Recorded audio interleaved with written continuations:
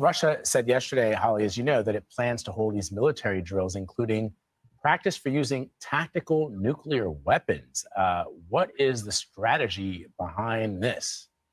Well, so Russia said that it's going to hold these drills near Ukraine, sort of for the possible use of tactical nuclear weapons. Now, tactical nuclear weapons are smaller nuclear weapons, smaller warhead, and the idea is that they would be used on a battlefield rather than a larger weapon that would be used to target a city. What is the strategy here? I think it's pretty blatantly to intimidate.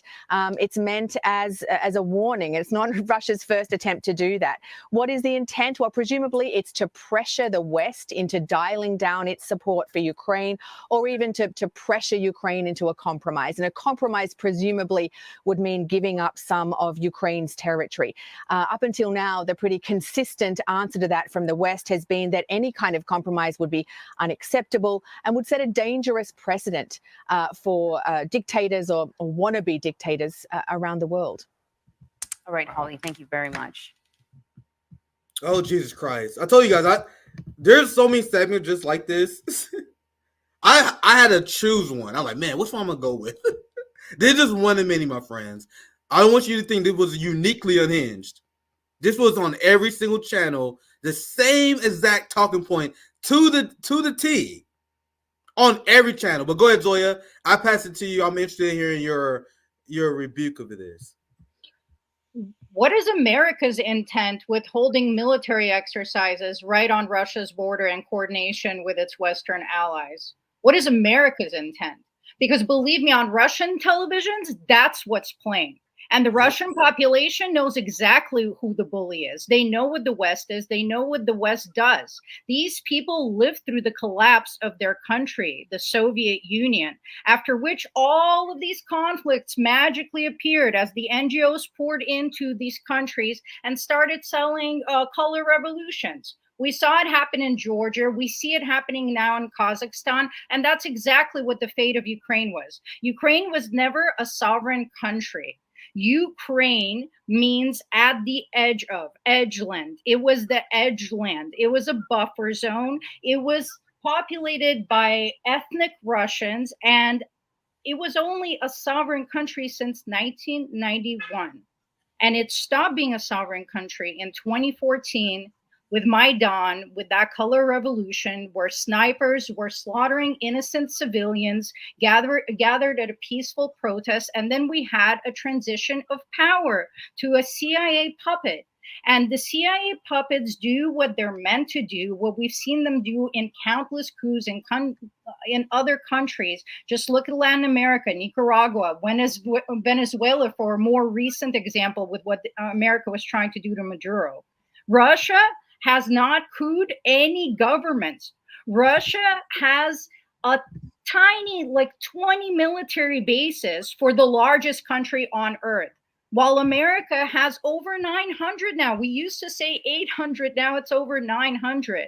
And people want to pretend that this isn't a security threat when we've seen what America does to other countries. The audacity of these people to gaslight the American population as if any country can possibly ever be a bigger aggressor than America. What was done in Yugoslavia was the bombing of school buses, civilian infrastructure, and it violated UN law because UN is supposed to be a defensive alliance. But their actions were actually offensive and against their own fake rules of law and order that they pretend that they follow. This country is the largest hypocrite on earth. And this is exactly what they're doing with the fear-mongering around China.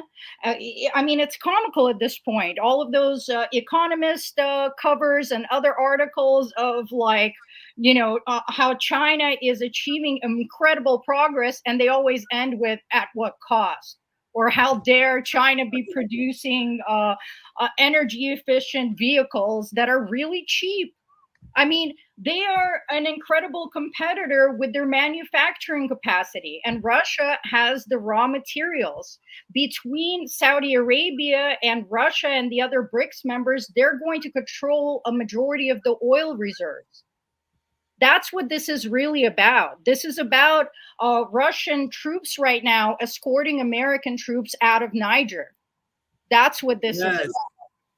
Yeah, people think it's about Ukraine, but no one has gone more completely screwed by this than the Ukrainian population. Half of the population since pre-war is gone. They either left or they're now in the newly liberated regions by Russia. Russia has gained over 20% of Ukrainian territory.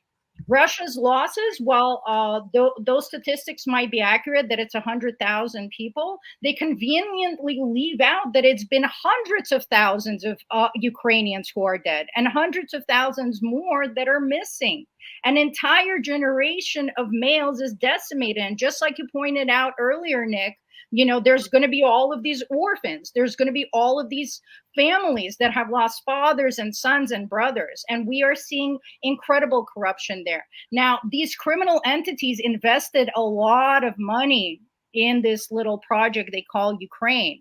And even today, creditors formed an alliance to start demanding money back from Zelensky. They want their money back because they can see the writing on the wall. And they don't care how many Ukrainians die. They tell you they don't care how many Ukrainians die. All the time. So believe them when they tell you. And, you know, also, it was just the anniversary of the Odessa massacre. And that's the city I'm from, Odessa, USSR, which is now called Ukraine, sadly, and this happened like a decade ago.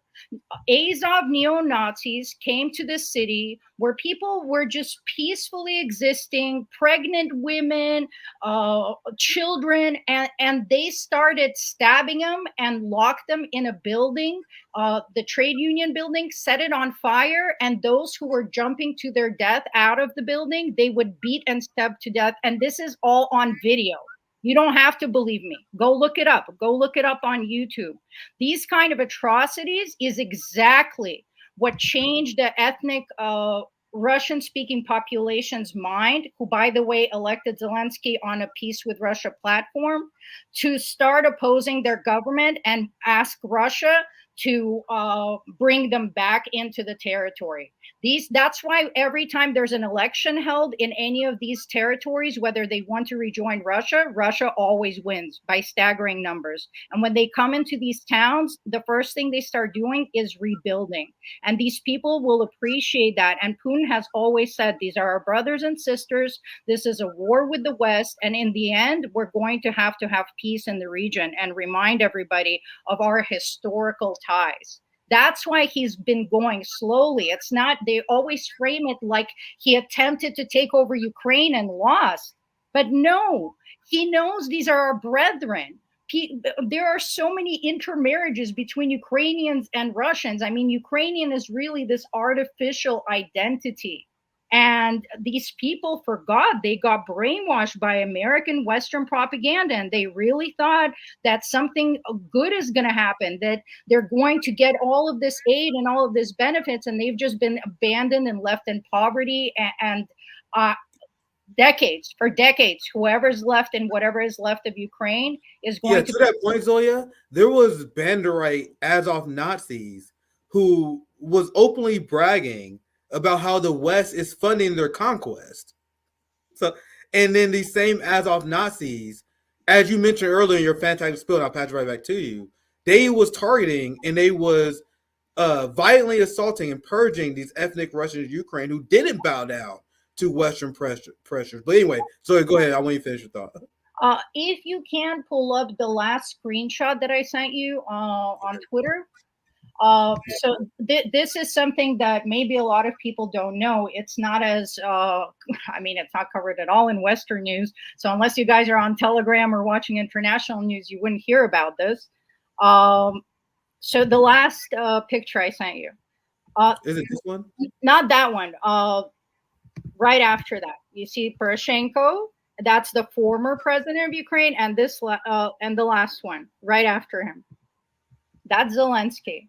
This is an arrest warrant that has been issued by Russia against Zelensky, against Poroshenko, the former president of Ukraine, who said on live television that their kids will grow up in basements while our kids go to school. Russia has gathered enough criminal evidence to actually charge these people. They plan to hold tribunals. This also puts peace talks in question, because once you announce that the dictator of a country is a criminal, who are you going to negotiate with if you're no longer recognizing him? He's technically still the sovereign leader, but he overstayed his stay.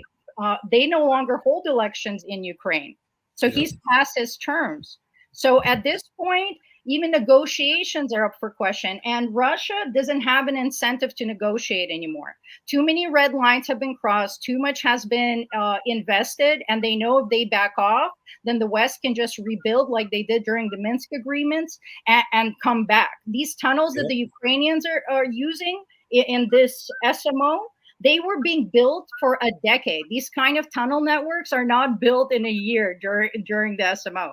They were preparing for this for a long time. And you don't have to believe me. Everyone always wants to say these are Putin talking points, but you can literally verify all of this information from Western sources. Amnesty International was recording the humanitarian crisis in Donbass, and they're pro-Ukraine, but they were recording it because they were there delivering aid. And you have the former chancellor of Germany, Merkel, herself saying that they lied when they were signing the Minsk agreements with Putin, and they just wanted to buy time to deliver more weapons and train these Ukrainians for war. Then we have the tentative peace agreement, which already happened a while ago before Ukraine lost all of its territory, where Russia was very generous.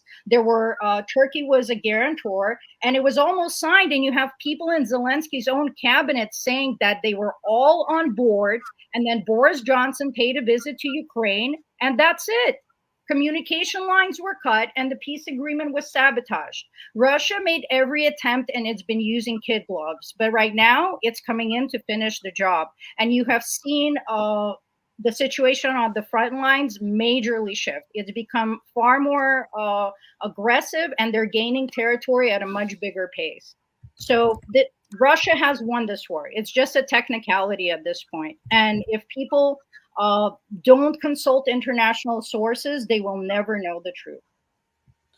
And if you want the truth, man, I told you guys, Zoya is love. Zoya is life. Too powerful, my friend. I always see people always ask. So if you guys want to follow Zoya and get these powerful spills, and by the way, guys, I was listening to this space because Zoya always do these amazing spaces, take part in amazing spaces. There's this space where this fucking Ukrainian propagandist or someone who fell for Ukrainian propaganda came in there spewing bullshit. And bro, Zoya cut this motherfucker down. Zoya fucking dismantle, and she does it all the time in these spaces, dismantle these NATO propagandists. So Zoya's love, Zoya's life, way too powerful.